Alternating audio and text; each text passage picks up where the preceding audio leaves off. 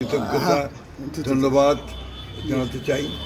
তারা আরেকবার আমাকে তাদের ঋণের বাঁধনে বাঁধল। আমি এটাই আমার সবচেয়ে বড় চিন্তা যে এই ঋণ তাদের আমি কীভাবে শোধ করব। চেষ্টা করব কাজের মধ্যে দিয়ে, তাদের কল্যাণের মধ্যে দিয়ে এই ঋণ শোধ করার। স্যার, আমরা ভোটের ব্যবধান দেখছিলাম বেশ অনেক ভোটে, এবং আমরা শুরু থেকে দেখছিলাম যে আপনি প্রচারেও সবার কাছে গিয়েছেন, অনেক ইউনিয়নে গিয়েছেন। তো জনগণের যে এই যে বলছিলেন আপনার প্রতি যে ভালোবাসা দেখালো, সেটা নিঃসন্দেহে আপনার প্রতিশ্রুতি ছিল। আপনি এই ঠাকুরকে কীভাবে সামনে এগিয়ে নিয়ে যাবেন একটু যদি আমাদেরকে। একটু ইচ্ছা আছে আপনার, যদি আমরা সেই সুযোগ পাই আমি, তাহলে ঠাকুরকে প্রথম যেটা আপনার আমার কাজ হবে এখানকার আপনার যে ছেলেদের যে কর্মসংস্থান অভাব সেটাকে কম, যতটা সংখ্যক সম্ভব কমিয়ে নিয়ে আসা, তাদের জন্য কর্মসৃষ্টি করা। এরপর কৃষি প্রধান দেশ, কৃষি ভিত্তিক শিল্প তৈরি করা, এবং আমার এখানে ইচ্ছে আছে আরও অনেকগুলো কমিটমেন্ট আছে আমার, সেই কমিটমেন্টগুলো করা।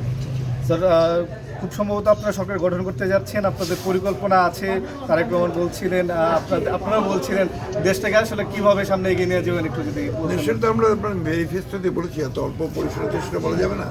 তো আমরা দেশকে একটা গণতান্ত্রিক এবং একটা সমৃদ্ধ অর্থনীতি, যে সমৃদ্ধ একটি দেশে পরিণত করতে চাই, দারিদ্র্য দূর করতে চাই, কৃষক শ্রমিকের সমস্যা দূর করতে চাই। এই নির্বাচনের মাধ্যমে গণতন্ত্রের পথ আসলে আমরা শুরু করলাম, এবং যাত্রা শুরু হলো, আপনি সকালে বলছিলেন।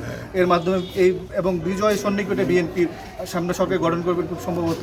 সেই জায়গা থেকে গণতন্ত্র এবং মানবাধিকার এই বিষয়গুলোকে আপনারা কীভাবে সামনে সবচেয়ে বেশি প্রাধান্য পাবে। আপনি দেখেছেন আমরা এর আগে 2016 সালে আপনার ভিশন 2030, অথবা আপনার 23 সালে যখন আমরা আপনার 31 দফা দিই, একই বিষয়গুলো আছে সেখানে।